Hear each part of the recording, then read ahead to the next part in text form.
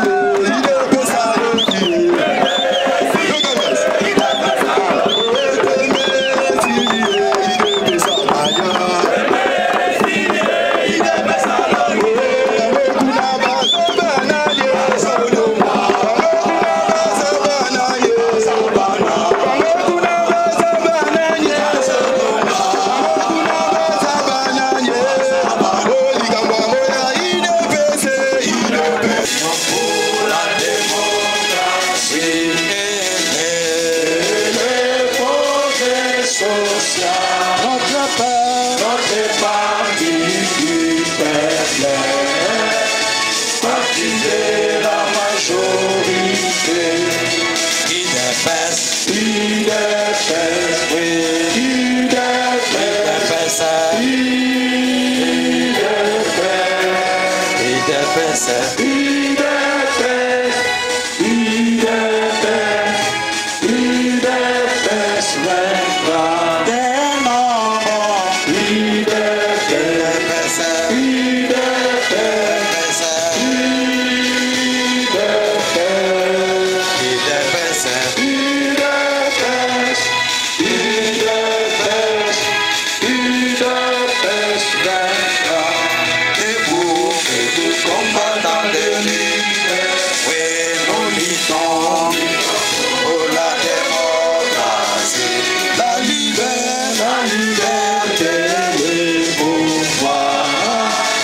sont les manants du peuple, debout combattants de leader, oui, nous luttons pour la démocratie, la liberté, le pouvoir, qui sont les manants du peuple, UDPS,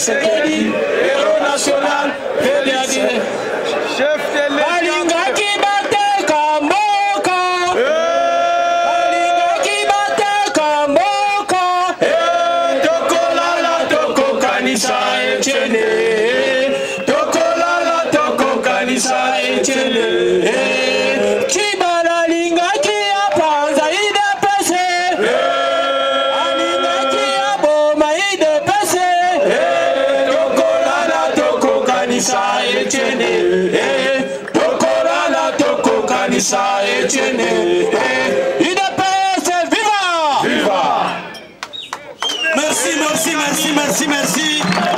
Tofandi, tosengi na mokonzi, nabiso, bakonzi nabiso nyoso, bofanda. Oje tembe. Au Parlement debout, Keba. Au Bundisi parlementaire debout, Aurora. Excusez-moi. Nalobi Boye. Parlementaire debout, au Bundisi Aurora. Il est champion à Bitumba. Pour preuve, nous avons un secrétaire général, Naoutel Missaye, en tant que son président à l'époque. Je m'excuse.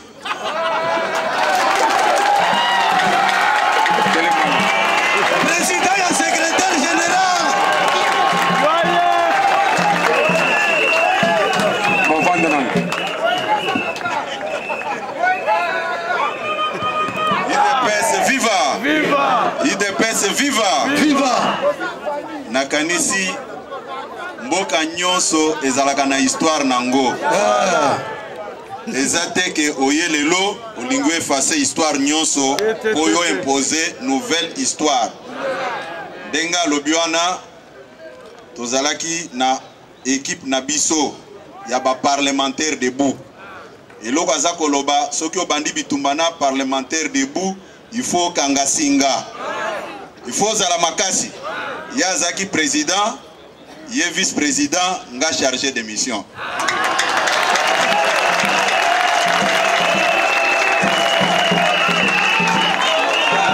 Yango soki nayoki ke bamemi na nzela moko na sepelite na interpellaka na kanda nyonso na ebisaka ke okoki jamais kobebisa histoire na biso. IDPS viva. Nazalaka très sévère na o etalié. Nazongisele maloba tango ekosala ponga na loba na koloba. Ah bon, politique gaga, mais combat ils ont continué. Parce que il a télémisé Jacob. Mais comme il a télémisé, moi il a télémisé les sous les athées. Et ça boité. Tolbi boyé. Bravo, bravo. N'a pas parlementaire de Boubino.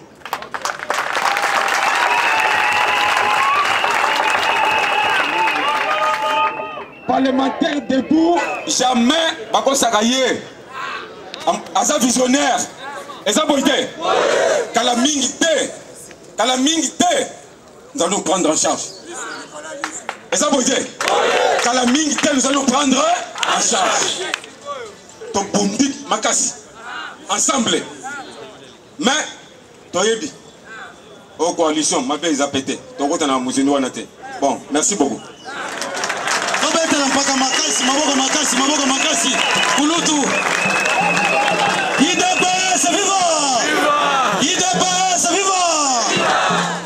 En tout cas, pour mon histoire ndenge ezali, pour mon yangoa, nous sommes honorés ya komona ba mususu o tozalaki na bango na bitumba ba matipe ba komi na kati ya fédération ba komi ko kamba pe parti na biso ba komi na organe la base entre autres tozali na moko na biso Gustave Lutumba azali vice-président fédéral ya Tchangwa ko tele matobe tele maboko.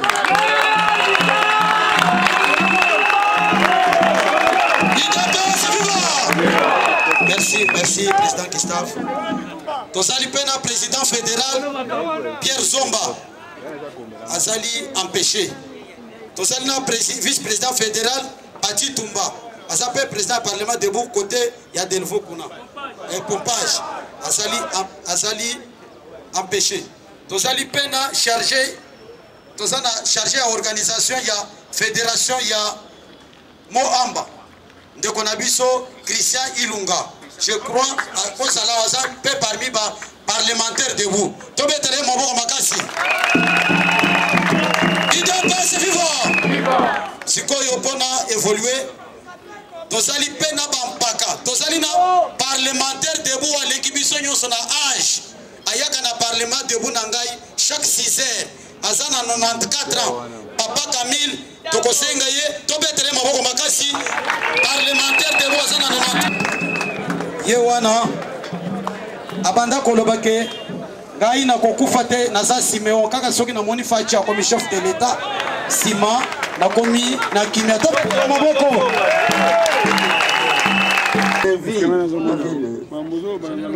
général merci mokolo yo nalelaki yango na duki lelo lokwa na komi awa CG lokula ye awelaki bokonzi ya mboka oyo na AI Genève elekaki na pete na base tolongaki na ngai moko elongo ngai nazali kati na bino nayebi te soki moninga na ngai azali nana zano na 34 ans révolu le 3 mars 2020 azali te bankoko na ngai na bana na ngai na remerciement wana ezali na mokanda awa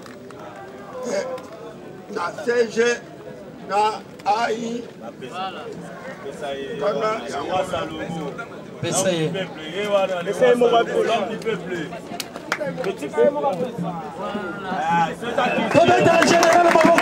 En français, baloba boye. Nul ne peut effacer l'histoire d'un peuple car un peuple sans histoire est un monde sans âme.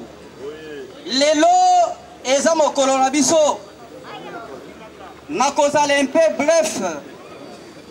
Lelo soki force du progrès ezali. Eza pona effort ya ba parlementaire debout. Et outaki wapi? Le vendredi 7 janvier 2005. Tokendaki kokutana na fait président Etienne Tshisekedi. Pona koloba na ete Monsieur Malumalu, le fait président Yasseni à l'époque, a salaki déclaration selon laquelle toza ko prolonger transition ba période wana ba parlement ezalaki ebele te. Secrétaire général biso nyonso tozalaki tobandaki ko compter pas plus de 10 parlements. Mais eloko nini tosalaki mokolo ya le 7 janvier 2005 toke tokutani na mokonzi na biso Etienne Tshisekedi. Que son âme repose en paix. Tango tokutani na ye ezalaki na 21h ayambi biso na payote. Président Jacob azalaki, Marcel Diabanza bato ebele ba papi prince tolobi na président boye Malumalu awuti koloba que on va prolonger la transition. Mais biso to préparer boye en date ya lundi le 10 janvier 2005 tokosa la manifestation de grande envergure. Tango tolobi na président aye ayanoli biso boye alobi nalingi ete manifestation yango esalama partout nayoka tina ba intérieur.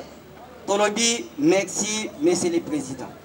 Tokomi lundi le 10 tozwaki mbongo kaka $50 oto préparaki tosali ba matière ainsi de suite. Naza na esengo makasi soki namoni président Jacob, secrétaire général Augustin Kabouya, mokolo wana on avait paralysé toute la ville à Kinshasa. Et puis même na intérieur balanda ki mot d'ordre na biso.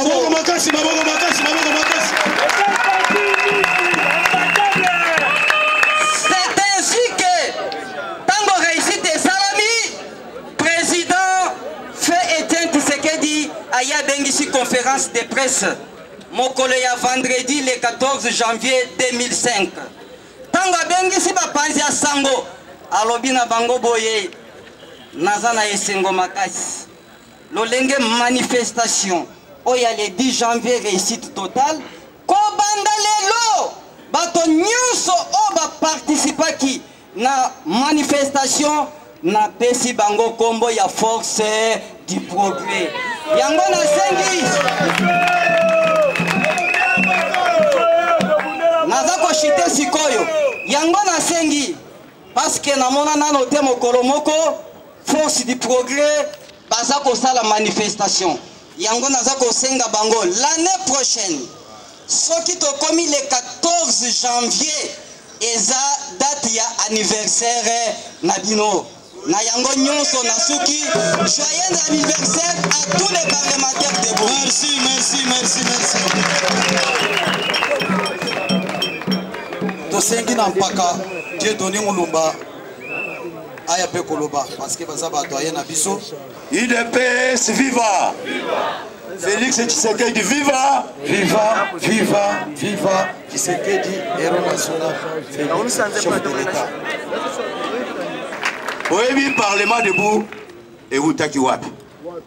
Mobutu aleli na 90 seri wana toalaki na permanence devant résidence ya président Kibasa Malibu. Tobanda koya kaka kotong totondi kaka wana tozo solola. Après Kibasa Maliba alongwe directoire. Mobutu a récupéré. To continuer président Tshisekedi atikali na papa Bouankem, Vincent Bouankem na Liaou. Pas à Balamoko, Liaou accueilli coterie tribal. Fait Bouankem comme à qui déjà infirme, tu constates que le président Tshisekedi a dit qu'il est moko. Dengue tu banda koya epelé ba jeune à l'époque. On était encore banamike avec notre général Mwana Bouta. Erwana Zanano Elenge. Tubanda Goya Wana Tozoya. Tant que tout le monde est à Kei. Tobi que non, président Tshisekedi Atikali Yemoko. Nous sommes la délégation. N'a pas président à l'époque Raoul. N'a de Kunangaï Kongolo. Ba de Kunabiso, Moussouzou Sambela et pas à Moutombo, j'ai oublié Bavon. Tout ça, tout ça, la délégation est belle. Donc, le petit président Tshisekedi na bureau nae. To yebise que président to moni baninga na onyo sto directoire balungwe. Mbuto a récupérer bango tikali yo moko. To yeto rejoindre yo awa pour to continuer na combat jusqu'à la fin. Il est pèse viva. Viva. Tshisekedi atali biso na ba général oyo à l'époque banamike atali bilongi ban. Abike na ajo ibokoka. Biso Tolobi président Tokoka. Il nous avait posé cette question 3 fois. Pour répondre à Tokoka. Yemoko alobi que ce n'est pas pour rien que je vous pose cette question. Parce que je vois comment vous serez combattu à l'interne, tout comme à l'externe. Mais si vous allez tenir, mais c'est avec vous que je vais prendre ces pouvoirs et les conserver le plus longtemps possible. À partir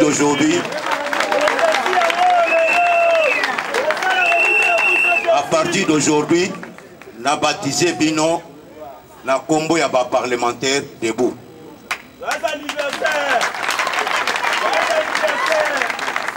Rôle na Bino ezali boy. Oye na tongo, ozui orientation politique na ngai, bokeye kupanzango na ba peuple nyonso. Yango wana, tokome koya na tongo, toyoki makambu chefo. À l'époque, abanda koyebisa biso, to bandi ko kende ko fanda bisika kabola ba journaux. Place à ba Carrefour, place à ba Tebele, ba bare ya bis. Ya ngonde président Tshisekedi à l'époque a biso na lingi politique na ngai ya IDPS et komati na ba mama ya bipupula. Congo bobino ba parlementaire debout, boko misaba congolais nyonso to ba politicien. Parce que ceux qui va Congolais va s'intéresser à la politique, politique qui s'intéresser à la bango. Grâce à ces phénomènes Parlement debout, créés par le leader Maximo, de heureuse mémoire, Yango Lelo, débat est commis partout. Mais aujourd'hui, je suis très content. Toujours fêté anniversaire Oyo, déjà tout concrétisé, mission Oya Pesak Bisso et IDPS au pouvoir. Je vous remercie. Joyeux anniversaire à tous les combattants. Merci, merci, merci. IDPS vivant.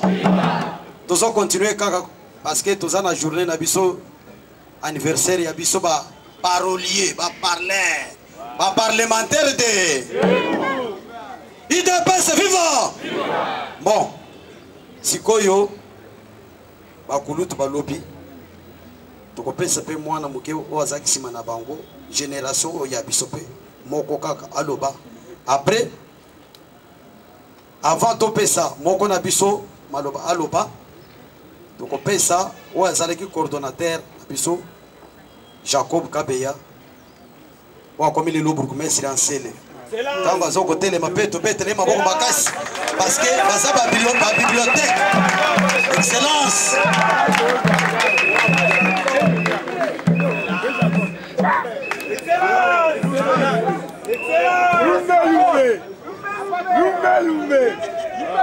Bote na biso nyonso. Bote. Sembola mongongo. Bote na biso nyonso. Bote. Awa ngana bandaki koya nzela aya miso bandaki kotanga ngai. C'est-à-dire journée à lelo na kanisi mingi ba combattant na biso oyo ba kufaki na champ de bataille. Ya komona na musika te to memiye. Bazé belé ceux qui totangi awa tokokoma ti 19h. Tango nazali komona mutu lokola Marcel Chisamu, Dieudonné Mulumba, Pierre Zomba, natalaka na lobi no toza nano. Toza kokoba. Pierre Loabe abeti historique moko kitoko awa. Mais à nourrir yango bien te. A chendembi te, a che tomate te. Na lingi kolimbola yango siko pobo yoka yango malamu.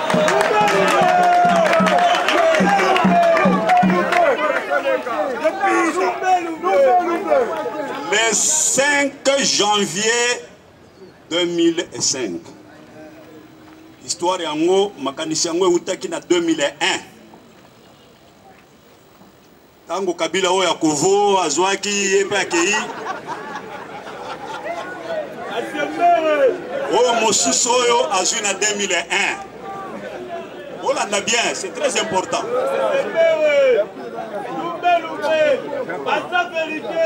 Oyo azwi na 2001. Kobanda 2001 tu 2005. Docteur Etienne Tshisekedi abandaki koloba lisusu te. Afandika kakimia. Des groupes ya ba parlementaires debout. Ba mosusu pe bazana poto to solo la kana bango mingi ba Claude Lumwanga, ba Papi Presse Congolo, ba Ilunga Tcheja bazé belé. To fandi to lobi me comment. Depuis 2001 ba petit oyo ba saïsa bazwa ki pouvoir via zolo ba disute pona nini. Le 5 janvier, Toyokane Tolobité. Il faut te péter le komoko vie à Kodiko Fanda Pamba Boité. C'est le parlementaire debout. Le 7, Ndenge Pierre Loabe à Lobi, a balancé qui photo wana, Bokomutala Ngana Zanakat, la corrigé, n'a pas essayé date. C'était à 21h. Toyebisie Boye,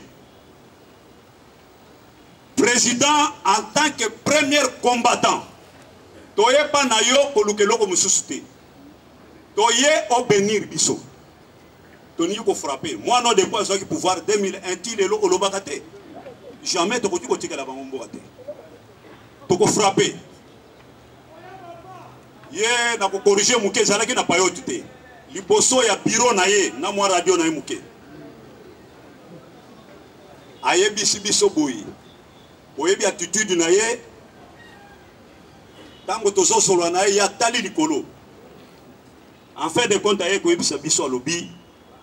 Il faut éviter des actions isolées. Associer l'ensemble de notre peuple. Oui. To senga ke lokote, to boyaki. Ye moko kaka. Ndalobi bokende pas secrétaire général a Pesabino $200. Tokeyi kuna 100. Diabanza. Ah, c'est monsieur. Il est où? Il est là. Ah. Mon cher, attends 2 minutes. National Diabanza Zawapi. National Diabanza. Un terrible, l'air de banda pour l'émission naïe, c'était avant-hier. National Diabanza. Un terrible. Un foudre mouton à Bomoni.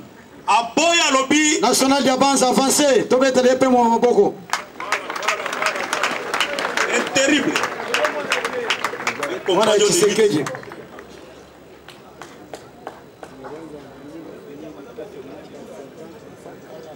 Alors, arrivé le 10 janvier, biso tosali ba marchandise na biso ba track. Tolobi ba petit oyo tozola kisabango ke biso toza mikolo. Eloko nini biso tosalaki? Tokomi na track tolobi tozo frapper Kitambo. Bango ba ke Kitambo ba mwangi ki bango nyoso soki ba kadogo, ba jardinier nyoso ba kongola ki nzela nzela. Allez, ba ke Kitambo biso to frapper kotoyo. Ce jour-là, il y avait 11 morts. National Diabanza. Yewana, Tobetele Maboko Makasi. Un ancien parlementaire debout. La banda kolanda une émission moko vraiment. Nengazo beta batouana KO. Ça c'est mon compagnon d'élite. compagnon ya lobby tosenga mutu mbongo te histoire le 10 janvier tolobi tosenga ya boyi tokosenga mutu moko mbongo te mutu na mutu abimisaka ya muke muke waza nango c'était sûr to réussir to péter to frapper après 2 jours tant que tu bemeli muta muntu alobi en tout cas vous êtes des braves c'est-à-dire histoire Pierre Loabé alobi eza solo mais il fallait qu'expliquer bino la force ya parlement debout kolobisa tangu na baje de questions batunie na journaliste moko banani basali eloko wana il fallait que tu alobate eza ba parlementaire debout non ndalobi ezali force du progrès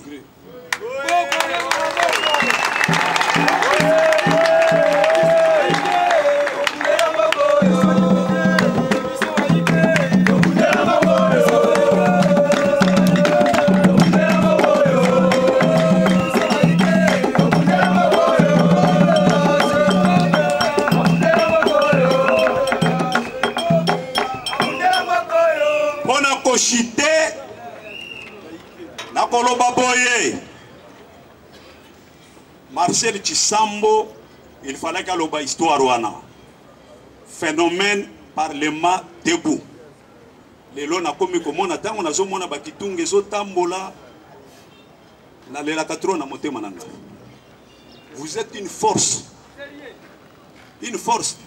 bokomiti na mungwa na mai ezolo bana top Congo ke non balobi bazaka ka baza wapi na uti musala na zoya China rambo China mama moko pembeni sina lambo natali biloko azoteka makasu 8 natuni mama sina lambo azonga makasu ekotinga la combien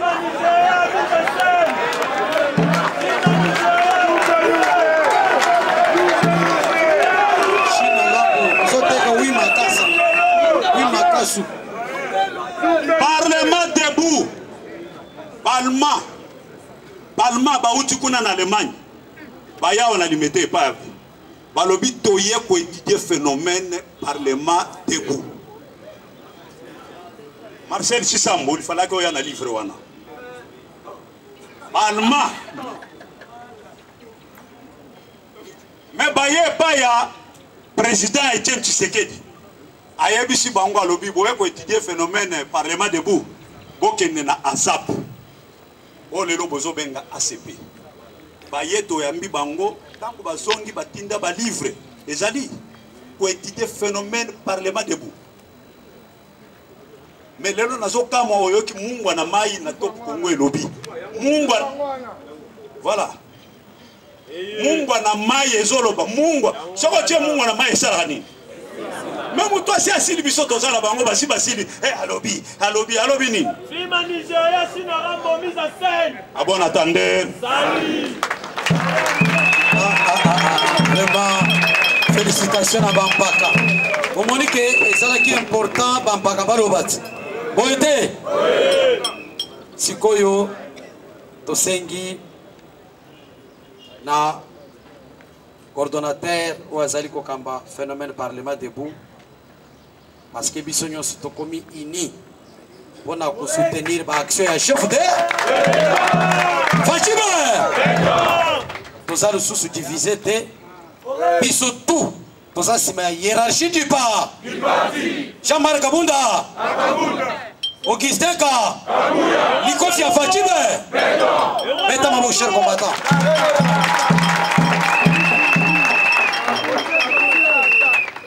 Avant de benga coordonnateur Nabiso Jean-Claude Mamba, to sengi na yoka son ambassadeur ya ba parlementaire de Bunyoso abeta. Journée o école kabongo te sanga ya loba.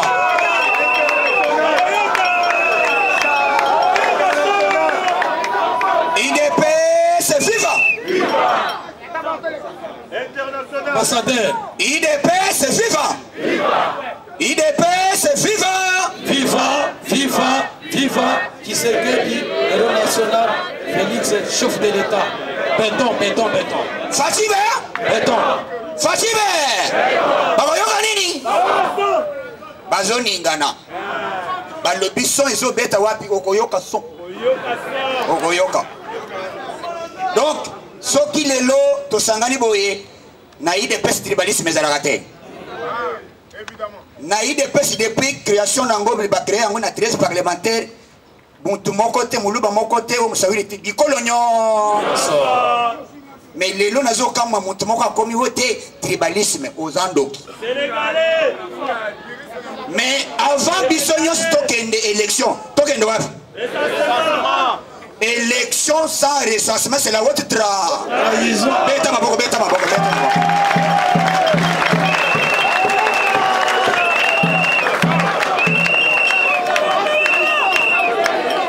Il est best viva. Viva. Ah, il est best viva. Viva. Fatime.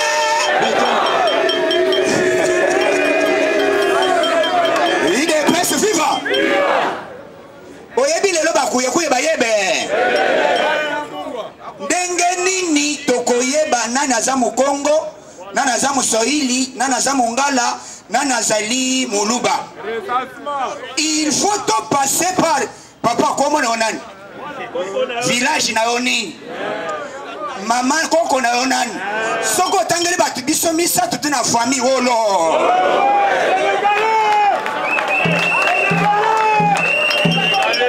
D'abord, joyeux anniversaire à tous les combattants et tous les parlementaires de Beau. Joyeux anniversaire. Joyeux anniversaire. Il est plus vivant. Et zali événement.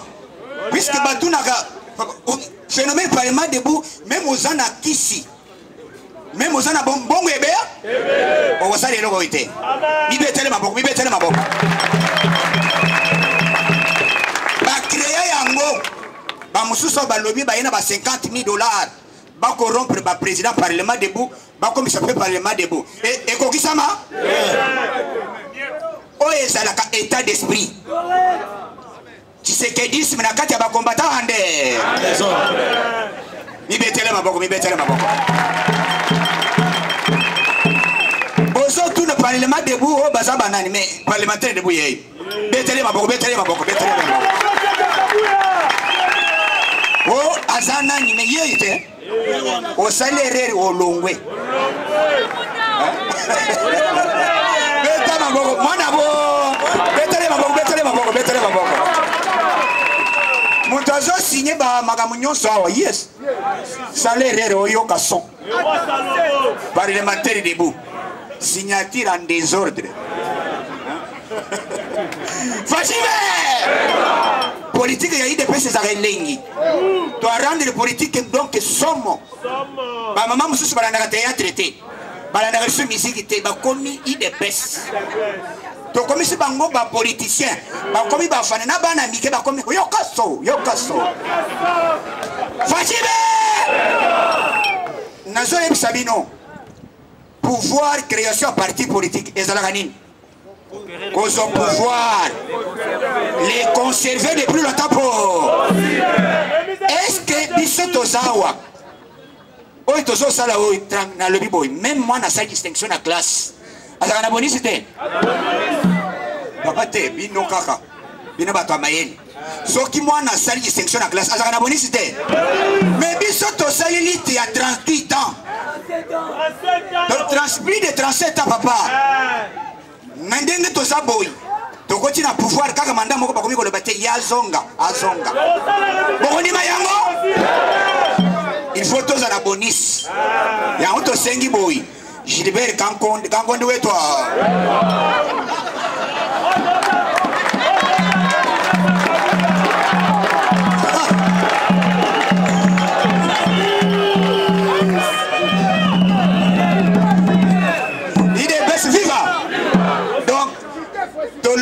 avant tout ça, il faut tout passer par l'identification. Dans une carte biométrique, il y a identification. Neto kokende élection. On a un message, il est le chef de l'État. On est étali le peuple. Élection sans recensement, c'est la haute tra. Fatime.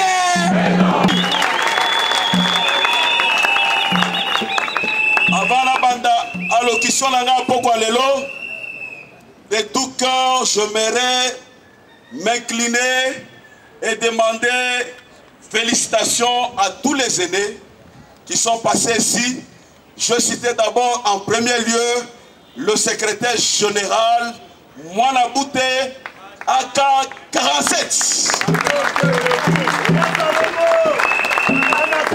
Donc merci, félicitations et pas à Bambagana Bisso, Baïna Bisso. J'ai cité par exemple Dieudonné Moulumba. J'ai cité son excellence Jacob Kabea. J'ai cité Marcel Lené, Tchekevara, Moreno et puis Massire, Pierre Loabeya, le grand frère Ledoya, sans oublier quelqu'un qui est passé ici, Tchabanza, Tobet Labango Mabao Makassi, Eta Maboko Sino Soko Betite Oza Motola Mouka.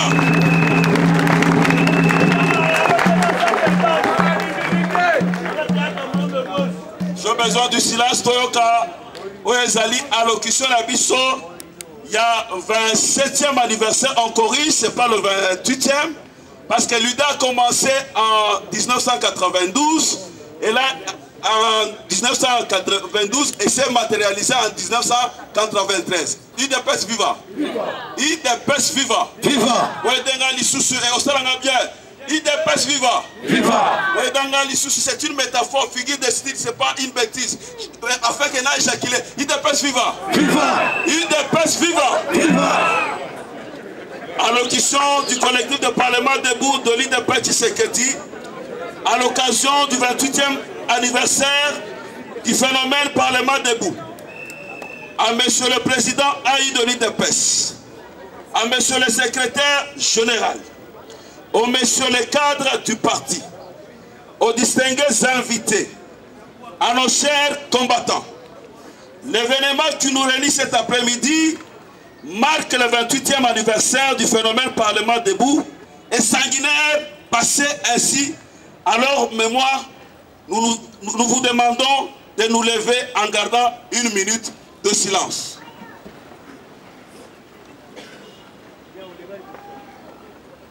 Merci beaucoup, s'il vous plaît, vous pouvez vous asseoir. Bien d'années sont passées et le phénomène Parlement debout a traversé des décennies et a démontré qu'il est un téléphone rouge capable d'informer le Congo et pourquoi pas le monde. Le Parlement debout, puisque c'est de celui qu'il s'agit, a fait preuve de loyauté, de fidélité et d'attachement à l'IDPS et tous ses cadres. Pendant la période allant de 2011 à 2018, le Parlement debout est resté comme la lame maîtresse, le fer de lance et surtout la machine politique et communicationnelle de l'IDPS. Comme nous l'avons dit très haut, le phénomène Parlement debout, structure d'appui de l'IDPS Tshisekedi, qui fut créé le 26 septembre 1992 par le frère Dr Tshisekedi wa Moulumba, notre mentor. Jour pour jour, la structure d'appui de l'IDPS Tshisekedi, le phénomène Parlement debout, un état d'esprit, célèbre ce jour, ce 28e anniversaire d'existence.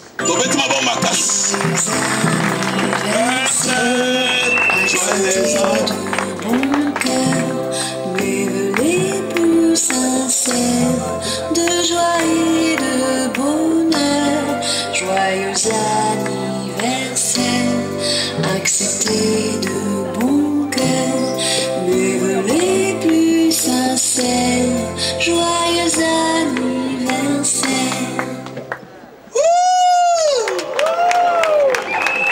Nous avons perdu le long de notre lutte plusieurs de nos amis qui sont tombés sous les champs de bataille pendant les différents régimes dictatoriaux, celui de Mobutu et celui de Kabila.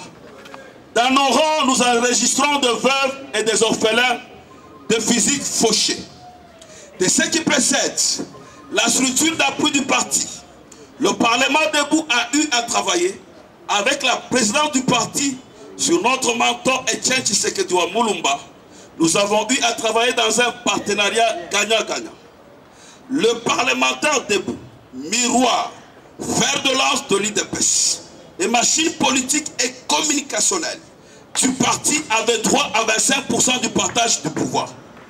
Le Parlement debout a contribué à l'alternance du pouvoir dans notre pays.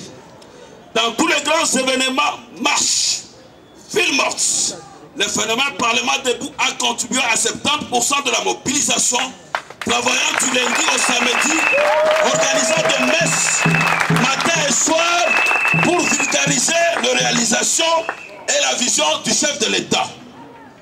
Dans le partage du pouvoir, après l'alternance qui a eu lieu depuis le 24 janvier 2019, dans les nominations des conseillers spéciaux, principaux et dans les collèges de conseillers, aucun parlementaire debout n'y s'y est retrouvé.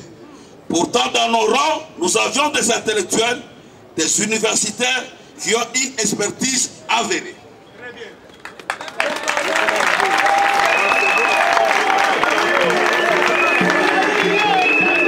Aucun parlementaire debout n'y s'y est retrouvé. Pourtant, dans nos rangs, nous avions des intellectuels, des universitaires qui ont une expertise avérée. Dans les nominations au niveau du gouvernement Ilunga Ilukamba Sylvestre, nous qui avons droit à un ministère, nous nous sommes retrouvés non représentés, tandis que la Ligue des jeunes de l'IDPS s'est retrouvée avec 2 ministres, celui du tourisme et de finances, la Ligue des femmes, un ministre et l'exécutif du parti. Nous demandons dans les prochains remaniements du gouvernement que le phénomène Parlement debout ait 2 ministères.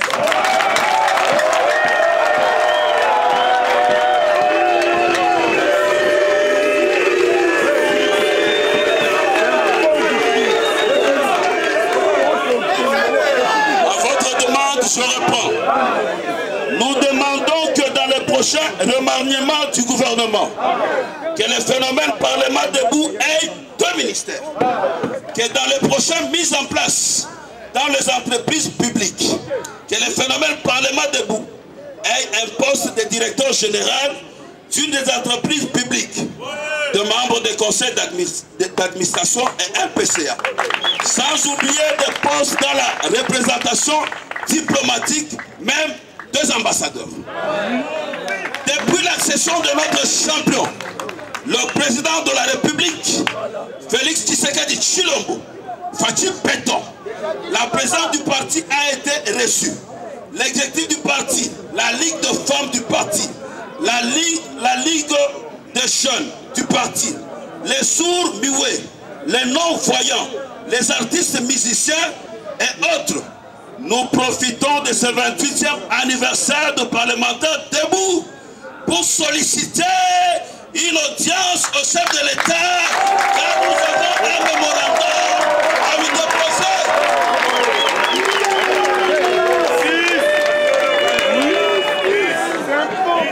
Depuis l'accession de notre champion, le président de la République, Félix Tshisekedi Tshilombo, Fatim Péton, Fatim Aigle, la présidente du parti, a été reçue. L'exécutif du parti a été reçu. La Ligue de femmes du parti a été reçue. La Ligue de jeunes du parti a été reçue. Les sourds-muets et les non-voyants, les artistes musiciens et autres, nous profitons de ce 28e anniversaire du phénomène Parlement debout pour solliciter une audience au chef de l'État, car nous avons un mémorandum à lui déposer.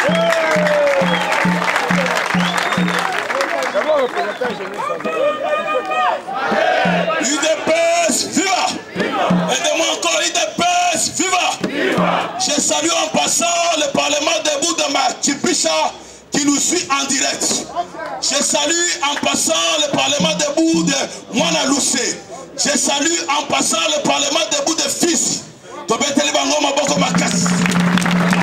Je salue aussi en passant le Parlement debout de Matadi. Matadi Botelabino. Nous demandons l'érection d'un monument en mémoire de nos combattants parlementaires debout tombés sous le coup des dictatures passées. Nous annonçons dans un futur proche l'implantation des parlements debout dans toutes les 26 provinces de la République du Congo pour une cohésion et l'unité au sein de ceci.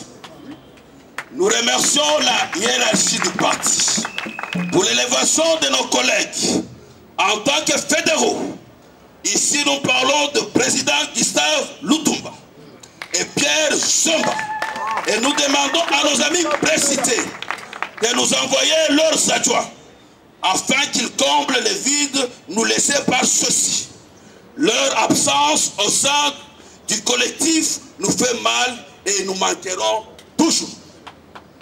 Nous sommes beaucoup attaqués et sommés par les ennemis de l'UDPS. Et nous promettons même dans les réseaux sociaux qui nous brûleraient vifs un jour, car ils estiment que l'UDPS est forte grâce à la communication faite par nous les parlementaires debout. Et pourtant nous manquons même de quoi survivre. C'est ainsi que nous demandons à la hiérarchie du parti de s'impliquer.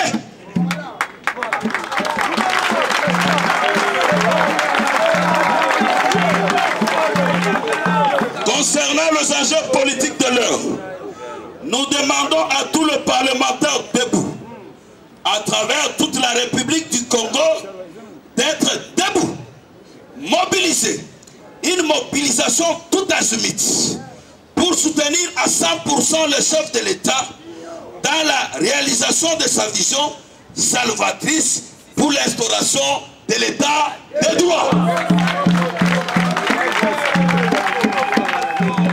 Nous mettons en garde les députés nationaux de toutes tendances confondues contre les lois cyniques.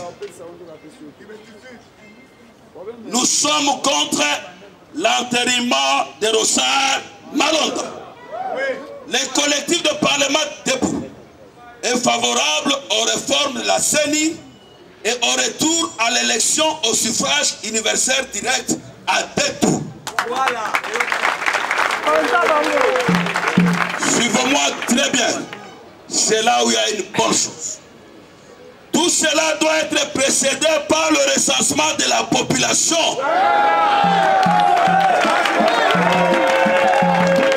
Je répète ceci.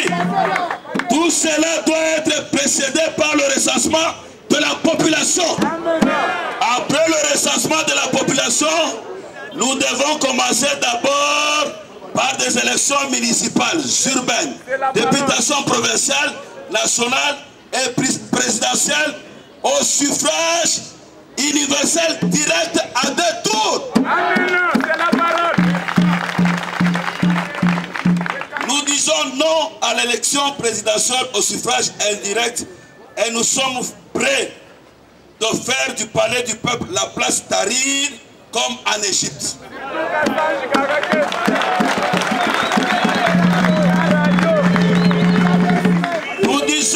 Nous disons non à l'élection au suffrage indirect, universel indirect, et sommes prêts de faire du palais du peuple place Tahrir comme en Égypte.